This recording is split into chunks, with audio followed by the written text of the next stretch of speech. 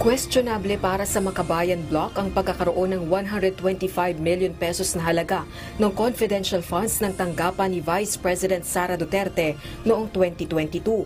Kaya nais ng grupong ungkatin ng detalye sa ginawang paggastos ng tanggapan ng Vice Presidente sa milyong-milyong halaga ng pondong inilabas mula sa Office of the President. Gayunman, aminado ang mga mambabatas ng Makabayan Block na wala silang ebidensya sa ngayon sa akusasyong maling paggamit sa pondo. We have no proof right now. Pero nakita natin yung mga ganong mga may mga questions tayo. Kaya nga gusto nating magtanong Kaya nga gusto nating mag-ungkat kung ano talaga yung nangyayari dito. Yung sinasabi nating pruweba, dahil nga ito ay confidential at hindi natin ma-scrutinize, hindi alam din ng ating kababayan itong paggamit ng confidential fund, kaya ayaw nga natin ito. Giit nila, dapat maipaliwanag ni VP Duterte kung papaano ginastos ang 125 million pesos na pondo.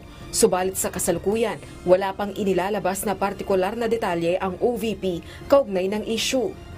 Kung naipapaliwanag lang talaga ng maayos, kung in broad stroke, kung talagang paano nila ginamit ito, ay masasabi natin na talagang ginagamit nila ng maayos. Kaya kaso nga hindi iniiwasan nila, lalo na ng Office of the Vice President, yung pagpapaliwanag dito. Ang point lang nito, the other way around natin tanungin, bakit kailangang i-confidential kung hindi naman? Bakit, kung pwede namang auditable, bakit hindi gawin yun? Sa pahayag naman ng Department of Budget and Management o DBM, galing ang 125 million pesos na confidential fund allocation mula sa Contingent Fund 2022. Ito ay upang suportahan ang good governance engagements and social services projects ng Office of the Vice President. Rosa Licoz, UNTV News and Rescue. Diyos ang aming sandigan, serbisyo publiko ang aming pinahahalagahan.